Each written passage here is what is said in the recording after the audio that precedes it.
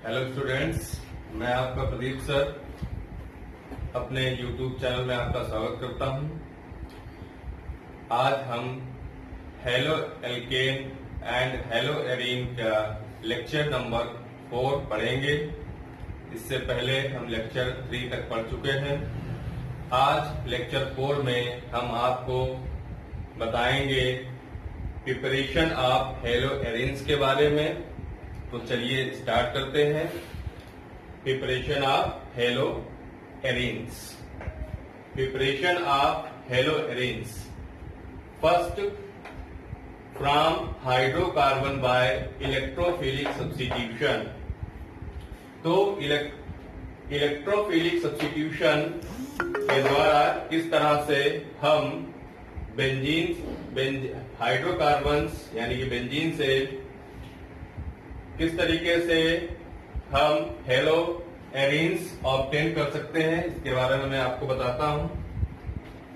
हम लोगों ने बेंजीन लिया और उसका क्लोरीनेशन कराया।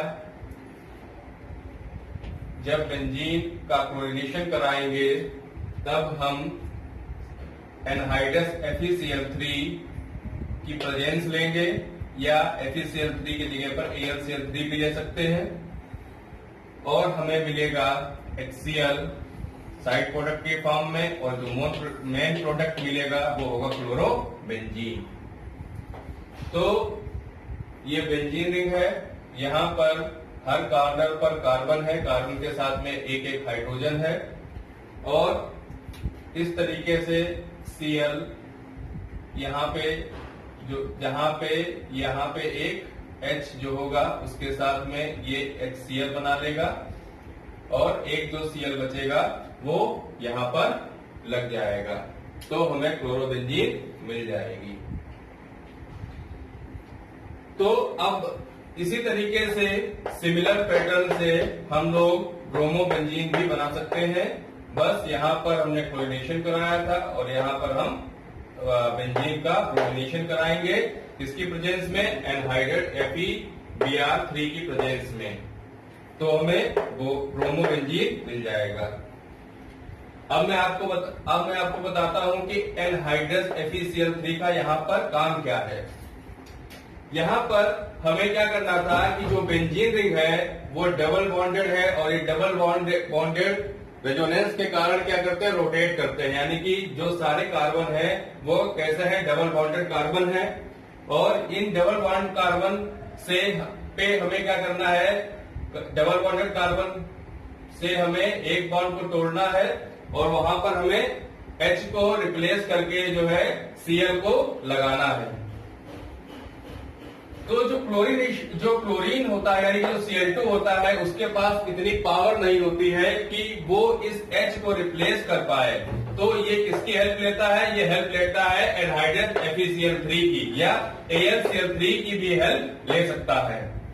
तो किस तरीके से ये पूरी रिएक्शन होती है ये हम जानते हैं इसकी मैकेनिज्म में। चलिए मैकेनिज्म में देखते हैं। पहले स्टेप में क्या होता है, जनरेशन ऑफ इलेक्ट्रोफिलिक। तो यहां पर हमने Cl लिया हुआ है और यहां पर हमने FeCl3 लिया हुआ है। ये लुईस एसिड है, और लुईस एसिड हमेशा जो है इलेक्ट्रॉन डिफिशिएंट स्पीसीज होते हैं। तो अब यहाँ पर जो क्लोरीन है, यहाँ पर इलेक्ट्रॉन की डेंसिटी ज्यादा है। क्लोरीन के पास इलेक्ट्रॉन की डेंसिटी ज्यादा होती है, यहाँ पर इलेक्ट्रॉन की डेंसिटी कम होगी, क्योंकि ये लुईस एसिड है, इनके पास ये इलेक्ट्रॉन डिफिशिएंट स्पीसीज होते हैं। तो यहाँ पर जो इलेक्ट्रॉन होगा वो इलेक्ट्रॉन हायर इलेक्ट्रॉन डेंसिटी किसकी तरफ जाएगा, लोअर इलेक्ट्रॉन डेंसिटी की तरफ, और हमें कुछ इस तरीके से इंटरमीडिएट मिलेगा। यानी कि FeCl3 था तो एक Cl इसके पास में चला गया तो FeCl4 आ गया, और एक Cl अकेला बचा तो इसके ऊपर पार्सली निगेटिव और इसके ऊपर पार्सली पॉजिटिव आ गया। जो हमें लास्ट में प्रोडक्ट मिला उसमें क्या हुआ कि जो Cl था ये बॉन्ड ब्रेक हो गया और शेयरिंग का इलेक्ट्रॉन Cl अपने पास ले गया, दूसरा वाला जो Cl था, तो इसके पास Cl प्लस आया और इसके पास FeCl4 माइनस आया। तो यहाँ पर हमने देखा कि Cl प्लस यानी कि ये एक इलेक्ट्रोफाइल का जनरेशन हुआ, यानी ये इलेक्ट्रोफाइल कौन सी स्पीशीज होती है जिसके पास इलेक्ट्रॉन की डिफिशियंसी होती है। तो इसका क्या नाम है? इसका नाम है क्लोरेनियम आयन। क्या नाम है? क्लोरेनियम आयन। अब हम सेकेंड स्टेप पे चलते हैं। सेकेंड स्टेप क्या है? Attack of the electrophile on the ring. अब जो इलेक्ट्रोफाइल होगा वो क्या होगा? वो किसके ऊपर अटैक करेगा? वो रिंग के ऊपर अटैक करेगा। अब ये क्लोरेनियम आयन एक स्ट्रॉन्ग इलेक्ट्रोफाइल बन चुका है। कैसा इलेक्ट्रोफाइल बन चुका है? Strong electrophile. अब ये क्या करेगा? रिंग के ऊपर अटैक कर सकता है, H को रिप्लेस कर सकता है। तो कैसे अटैक करेगा? देखिए, the electrophile attack the ring to form carbocation intermediate which gets resonance stabilised. मतलब कि जो इलेक्ट्रोफाइल होगा वो रिंग पे अटैक करेगा और कार्बोकेटाइन फॉर्मेशन करेगा। क्या फॉर्म करेगा? कार्बोकेटाइन फॉर्म करेगा। और जो इनके इंटरमीडिएट्स होंगे, ठीक है, वो जो कार्बोकेटाइन्स होगा इंटरमीडिएट्स वो कैसे होंगे? रेजोनेंस स्टेब्लिश्ड होंगे, यानी कि रेजोनेंस इसमें लग रहा होगा तो ये स्टेब्लिश हो जाएंगे। रेजोनेंस के कारण कैसे होंगे? ये स्टेब्लिश्ड होंगे। देखिए, ये बेंजीन रिंग है और ये क्लोरेनियम आयन है। यहाँ पर क्लोरेनियम आयन ने जो है यहाँ पर इसको अटैक किया तो ये डबल बॉन्ड क्या हुआ? ये डबल बॉन्ड ब्रेक हो गया और यहाँ पर जो है Cl क्या हो गया? Cl अटैच हो गया। अब यहाँ पर जो डबल बॉन्ड जो है ब्रेक हो गया तो यहाँ पर इलेक्ट्रॉन की डिफिशियंसी हो गई और इलेक्ट्रॉन की डिफिशियंसी हो जाने के कारण यहाँ पर क्या आ गया? प्लस साइन आ गया। प्लस साइन आ गया। प्लस साइन होने के बाद भी ये कैसा है? स्टेबलिश है, क्योंकि ये क्या हो रहा है? रेजोनेंस में है। तो यहाँ पर क्या बना? कार्बोकेटाइन बना। और ये स्टेप कैसा होता है? स्लो स्टेप होता है। अब मैं बताता हूँ कि ये जो कार्बोकेटाइन है वो किस तरीके से स्टेप जो है स्टेबलिश्ड है। देखिए, रेजोनेंस हो रहा है। यहाँ का जो डबल बॉन्ड वाला इलेक्ट्रॉन था वो जो है शिफ्ट हो जाएगा यहाँ पर। जब ये इलेक्ट्रॉन जब ये पाई इलेक्ट्रॉन यहां पर शिफ्ट हो जाएगा तो क्या होगा कि ये जो आपका बॉन्ड था, जो पाई इलेक्ट्रॉन है, वो यहां पर शिफ्ट हो गया। तो यहां पर इलेक्ट्रॉन डिफिशियंसी आ गई इस कार्बन पे, तो यहां पर प्लस चार्ज आ गया। अब इस प्लस चार्ज को हटाने के लिए जो ये पाई वाले इलेक्ट्रॉन थे, यानी कि डबल बॉन्ड है, वो इस जो है कार्बन पे जो है शिफ्ट हो जाएंगे। जब इस कार्बन पे शिफ्ट हो जाएंगे तो प्लस चार्ज कहां शिफ्ट हो जाएगा? प्लस चार्ज इस वाले कार्बन पे शिफ्ट हो जाएगा। तो इस तरीके से क्या होगा? रेजोनेंस चलता रहेगा और ये इसका एक हाइब्रिड स्ट्रक्चर है। ये इसका क्या है? एक हाइब्रिड स्ट्रक्चर, यानी कि सारे कार्बन के ऊपर धीरे धीरे क्या होता रहेगा? बारी बारी से प्लस चार्ज आता रहेगा। अब मैं आपको स्टेप 3 में बताऊंगा कि किस तरीके से जो है क्लोरो बेंजीन यहाँ पर फॉर्म होगी। स्टेप 3 अभी मैं इसको जो है रफ करूंगा और स्टेप 3 यहाँ पर मैं आपको लिखूंगा और उससे समझाऊंगा। स्टेप 3 में क्या होगा कि carbocation lose a proton to the FeCl4 minus to give chlorobenzene. यहाँ पर जो कार्बोकेटाइन है ये क्या है? ये कार्बोकेटाइन है। ये एक प्रोटॉन लूज कर देगा। प्रोटॉन कैसे लूज करेगा? ये जो H है, ये वाला कार्बन, इसका जो है इस H को यहां से क्या कर देगा? इसका स्टेरिंग का इलेक्ट्रॉन अपने पास ले लेगा। तो इसके पास क्या बचेगा? H plus. तो ये इधर को चला जाएगा, ये H प्लस है और यहाँ पे माइनस है, तो प्लस वाला हमेशा माइनस के पास जा रहा है, तो ये इसके पास में चला जाएगा FeCl4 के पास में और बनाएगा HCl और FeCl3। अब यहाँ पर जो बॉन्ड खाली हुआ है वो यहाँ पर प्लस चार्ज होने के कारण यहाँ पर जो है शिफ्ट हो जाएगा। तो यहाँ पर क्या आ जाएगा? डबल बॉन्ड आ जाएगा और क्लोरीन यहाँ पे है ही, तो यहाँ पर जो है क्लोरोबेंजीन का फॉर्मेशन हो जाएगा। अब हम देखिए FeCl3 एज ए कैटलिस्ट काम कर रहा है। तो कैटलिस्ट हमें जिस तरह से शुरुआत में रिएक्शन में पार्टिसिपेट करते हैं, लास्ट में हमें वैसे ही मिलते हैं। और ये रिएक्शन कैसा होता है? फास्ट होता है। ये रिएक्शन कैसा होता है? फास्ट रिएक्शन होता है।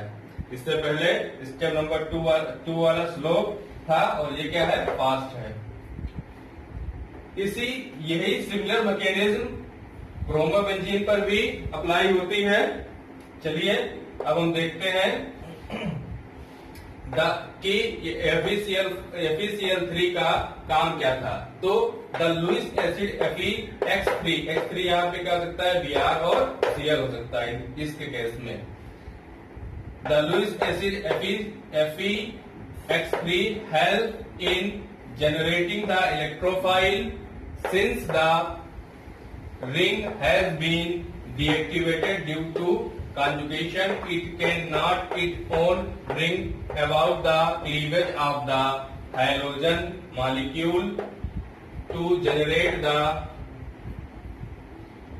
attacking electrophile, that is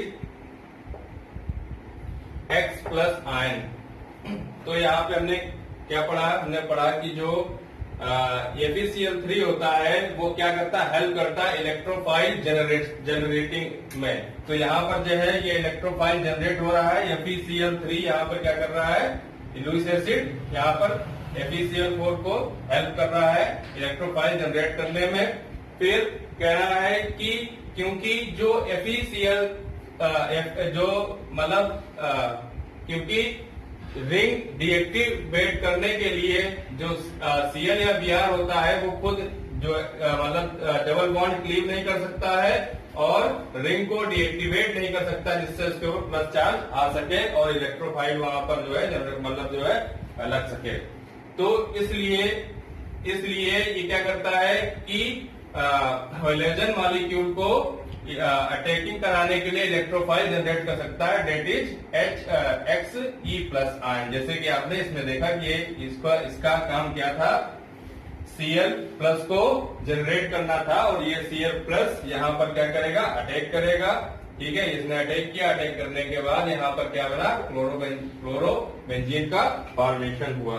यहाँ पर क्या हुआ, क्लोरोबेंजीन का फॉर्मेशन हुआ। तो आपको ये समझ में आएगा अच्छे से, आप इसको नोट कर लीजिए। आइए अब हम दो केस देखते हैं हेलोजिनेशन के। देखिए case A, in case excess of halogen is available. अगर हेलोजन एक्सेस में अवेलेबल हो तो क्या होगा, यहाँ पे हमने क्लोरोबेंजीन की रिएक्शन कराई किससे, Cl2 से, यानी क्लोरीनेशन करा रहे हैं और Cl2 एक्सेस में ले रहे हैं और यहाँ पर FeCl3 कैटालिस्ट का काम कर रहा है। FeCl3 वही काम, लुईस एसिड है, वही काम करेगा, इलेक्ट्रोफाइल जनरेट करेगा। तो यहाँ पर हमें जो है दो आइसोमेरिक कंपाउंड मिल रहे हैं। क्या मिल रहे हैं, दो आइसोमेरिक कंपाउंड मिल रहे हैं। एक मिल रहा है O पोजीशन पे और दूसरा मिल रहा है P पोजीशन पे, यानी कि एक क्लोरीन कहाँ लग रहा है, O पोजीशन पे, और दूसरा क्लोरीन कहाँ लग रहा है, P पोजीशन पे लग रहा है। तो ये वाला प्रोडक्ट क्या होगा, O डाइक्लोरोबेंजीन, और ये वाला प्रोडक्ट क्या होगा, P डाइक्लोरोबेंजीन। O वाला कैसा बनेगा, माइनर, और P वाला कैसा बनेगा, मेजर बनेगा। अब ये माइनर क्यों बनता है, मेजर क्यों बनता है, क्योंकि यहाँ पर स्टेरिक हिंड्रेंस का केस सामने आता है। स्टेरिक हिंड्रेंस क्या मैं आपको आगे पढ़ाऊंगा, अभी आप ये जान लीजिए कि माइनर बनता है, ये मेजर बनता है। अब if toluene is use in place of benzene, अगर हम बेंजीन की जगह पे क्या यूज करें, टॉलुइन। ये किसका फार्मूला है, टॉलुइन का फार्मूला है। बेंजीन के ऊपर CH3 एज अ सब्स्टिट्यूट जब लगा होता है तो उसे क्या बोलते हैं, टॉलुइन बोलते हैं। और इसकी हम क्लोरीनेशन कराएं और किसके प्रेजेंस में, FeCl3 के प्रेजेंस में, तो एक बार आर्थोक्लोरोटाइलून मिलेगा और एक बार पैराक्लोरोटाइलून मिलेगा। और आर्थो वाला कंपाउंड माइनर होगा और पैरा वाला क्या होगा, मेजर होगा। क्यों होगा, स्टेरिक हिंड्रेंस के कारण होगा। ये तो मैं बता चुका हूं, स्टेरिक हिंड्रेंस आपको मैं आगे के लेक्चर्स में बताऊंगा। तो यहाँ पर क्या है, the ortho and para isomer can be easily separated due to the large difference in their melting point, यानी कि हमें आइसोमेरिक कंपाउंड का मिक्सचर मिलेगा जिसको हम बॉइल करके जो है क्या कर सकते हैं, सेपरेट कर सकते हैं, क्योंकि दोनों का बॉइलिंग पॉइंट अलग अलग है। ठीक है, फिर अब हम बात कर लेते हैं, हमने जो है क्लोरीनेशन की बात की, यानी कि क्लोरीन, क्लोरोबेंजीन और ब्रोमोबेंजीन के प्रिपरेशन की बात की, हम लोग बात करेंगे आयोडोनेशन की, यानी कि हम क्लोरो आयोडोबेंजीन कैसे प्रिपेयर करेंगे। तो आयोडोबेंजीन इनसे जो है नहीं प्रिपेयर किया सकते, यानी कि अभी तक जो हमने देखा उसमें जो है आयोडोबेंजीन नहीं प्रिपेयर कर सकते हैं। जैसे हमने क्लोरोबेंजीन और ब्रोमोबेंजीन प्रिपेयर किया, वैसे हम लोग आयोडोबेंजीन नहीं प्रिपेयर कर सकते। क्यों? क्योंकि iodination of benzene can not be done in the same way because HI formed in the reaction is a powerful reducing agent due to the low bond dissociation enthalpy। यानी कि हम अगर FeCl3 को लगा के I2 को जो है यहाँ पर जो है इंट्रोड्यूस कराएं रिंग में, तो ये नहीं कर सकते। क्यों नहीं कर सकते? क्योंकि यहाँ पर जो है साइड प्रोडक्ट में HI फॉर्म होता है, और HI जो होता है वो एक पावरफुल रिड्यूसिंग एजेंट है। HI क्या है? पावरफुल रिड्यूसिंग एजेंट है। तो ये क्या करेगा? ये रिएक्शन को वापस से रिवर्सफुल करा देगा, यानी कि वापस से यही प्रोडक्ट मिल जाएंगे, रिवर्स करा देगा रिएक्शन को। तो ये स्टेबल कंपाउंड हमें नहीं मिल पाएगा, क्योंकि ये क्या है? पावरफुल रिड्यूसिंग एजेंट है। देखिए, reaction with iodine are reversible in nature and require the presence of an oxidizing agent to oxidize the HI formed during iodination। यानी कि हम क्या कर सकते हैं, यहाँ पर एक ऑक्सीडाइजिंग एजेंट जो कौन है? HNO3 है और HiO4, इसको लेके हम अगर इसका यूज इस रिएक्शन में करें तो हमें आयोडोबेंजीन मिल जाएगी। क्यों? क्योंकि जो ऑक्सीडाइजिंग एजेंट हैं वो क्या करेंगे? रिड्यूसिंग एजेंट को रिएक्शन को रिवर्स करने से रोकेंगे, इसको क्या करेंगे? न्यूट्रलाइज कर देंगे। यानी कि ये रिड्यूसिंग एजेंट है और ये क्या है? ऑक्सीडाइजिंग एजेंट है। तो इसको जो है ये क्या करेंगे? न्यूट्रलाइज करेंगे। तो हमें क्या मिलेगा? ये रिएक्शन जो है मतलब एक ही डायरेक्शन में होगी, रिवर्स डायरेक्शन में नहीं होगी। इसको रिवर्स करने से रोक देगा, तो हमें आयोडोबेंजीन मिल जाएगी। अब मैं आपको दिखाऊंगा यहाँ पर ये रफ करके कि किस तरीके से हम इसका ऑक्सीडाइजिंग एजेंट का यूज कर सकते हैं। तो आयोडोनेशन में ऑक्सीडाइजिंग एजेंट का यूज करते हैं तो क्या होता है? ये HI के साथ में रिएक्शन करके इसको जो है किस तरीके से न्यूट्रलाइज करता है। देखिए, रिएक्शन में 2HI प्लस 2HNO3 हीट करने पर ये बनाएगा 2NO2 plus 2H2O plus I2, और HiO4 HI के साथ में रिएक्शन करने पर क्या करेगा? हीट करेंगे तो 2H2O और 3HI2 बनाएगा। तो इस तरीके से क्या करेगा? रिवर्स इस वाली रिएक्शन को क्या करेगा? रिवर्सिबल नहीं होने देगा जब हम क्या करेंगे? ऑक्सीडाइजिंग एजेंट का यूज करेंगे। अब हम बात कर लेते हैं फ्लोरो कंपाउंड की, यानी कि फ्लोरोबेंजीन क्या बनता है कि नहीं बनता है। तो फ्लोरोबेंजीन जो है इस मेथड से हम प्रिपेयर नहीं कर सकते हैं। क्यों? क्योंकि the fluoro compound are not prepared by this method due to the high activity of fluorine. Fluorine जो होता है वो हाईली रिएक्टिव होता है, तो इसलिए जो है इस मेथड से हम क्या नहीं कर सकते हैं? इस मेथड से हम फ्लोरो कंपाउंड को जो है ऑब्टेन नहीं कर सकते हैं। यानी कि हाइड्रोकार्बन यानी बेंजीन मतलब फ्लोरिनेशन से और हाइड्रोकार्बन से हम क्या नहीं बना सकते हैं? हम फ्लोरो कंपाउंड नहीं बना सकते हैं। आप इसको नोट कर लीजिए। तो हमने मेथड फर्स्ट पढ़ा, फ्रॉम हाइड्रोकार्बन्स इलेक्ट्रोफिलिक सब्स्टिट्यूशन। अब हम पढ़ते हैं method second, from amines. Amines में हम क्या करते हैं कि प्राइमरी एरोमेटिक एमीन्स कंपाउंड लेते हैं जो कि एनिलीन है। इसकी एनिलीन की रिएक्शन हम कराते हैं Na2 प्लस HX के साथ में 273 टू 278 केल्विन के टेम्परेचर पे, तो हमें बेंजीन डाइएजोनियम हैलाइड मिलता है। अब यहाँ पर जो X है ये XCl और Br हो सकता है इसके केस में। तो इसमें हमने क्या बनाया, बेंजीन डाइएजोनियम हैलाइड बनाया, किससे, एमीन से बनाया, और इससे हम फर्दर और कंपाउंड्स बनाते हैं। तो सबसे पहले इसमें पढ़ते हैं ए सेंट बाय रिएक्शन। इसमें क्या होता है सेंट बाय रिएक्शन में कि हम बेंजीन डाइएजोनियम हैलाइड्स की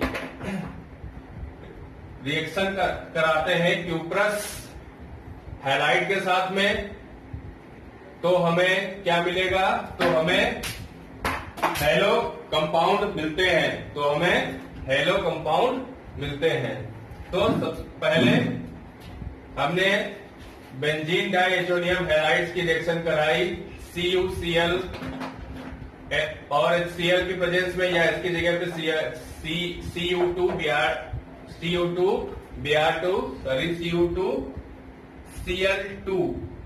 Cl2 लेते हैं तो हमें फ्लोरोबेंजीन मिलता है, और अगर CuCl HBr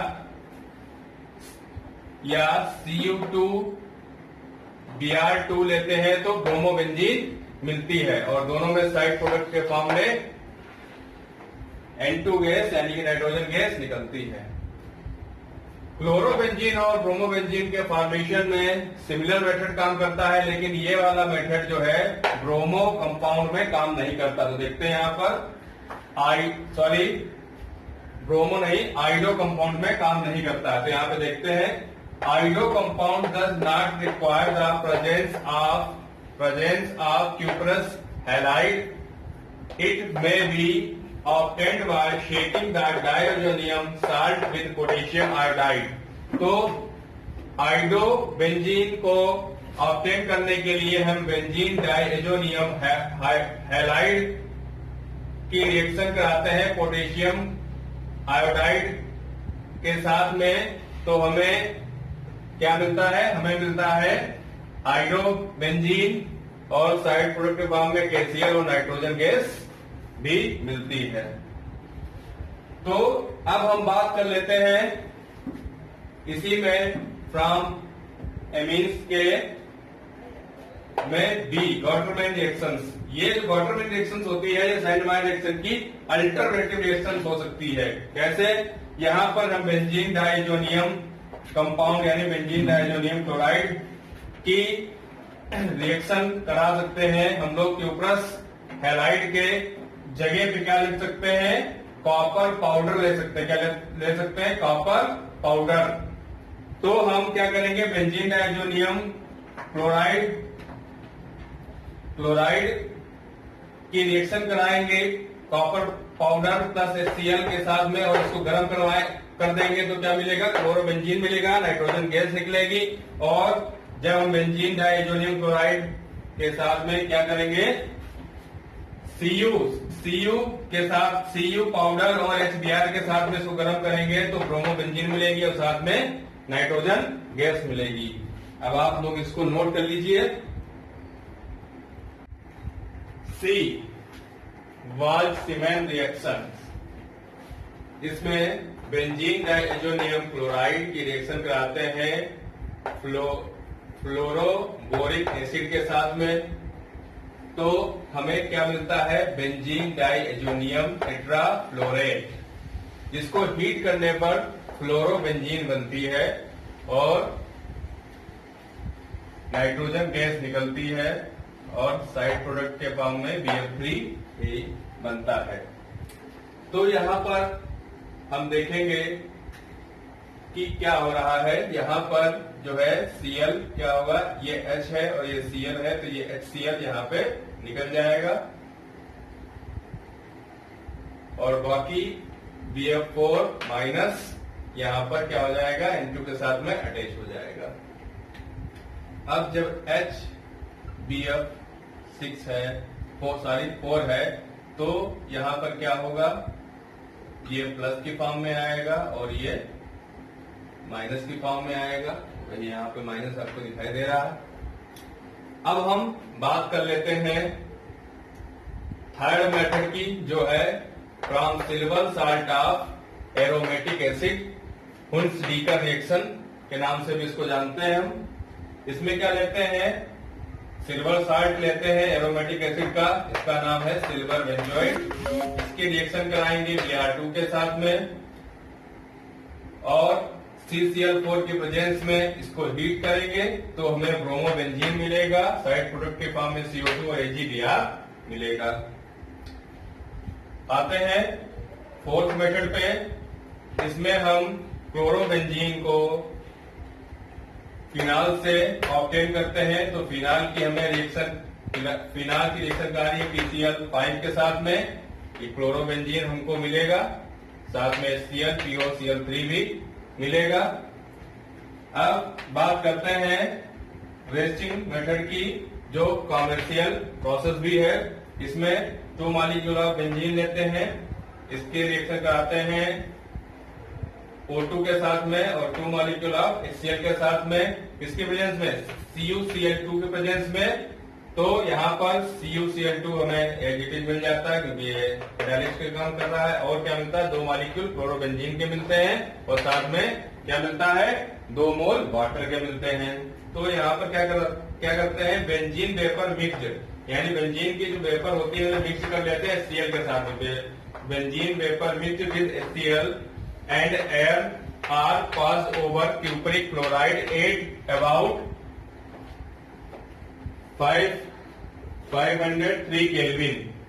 तो यहाँ पर हमने ये देखा कि किस तरीके से हमने क्लोरोबेंजीन के सारे मेथड पढ़ाए आपको। यहाँ पर हमारा लेक्चर 4 यहाँ पर हमारा फिनिश होता है। और मैं आप सबसे चाहता हूं कि अगर आप हमारे चैनल पे नए हो तो उसको सब्सक्राइब जरूर करें, हमारे सारे वीडियोस को लाइक करें, नोटिफिकेशन बेल दबाएं ताकि आपको समय समय पर नोटिफिकेशन मिलता रहे।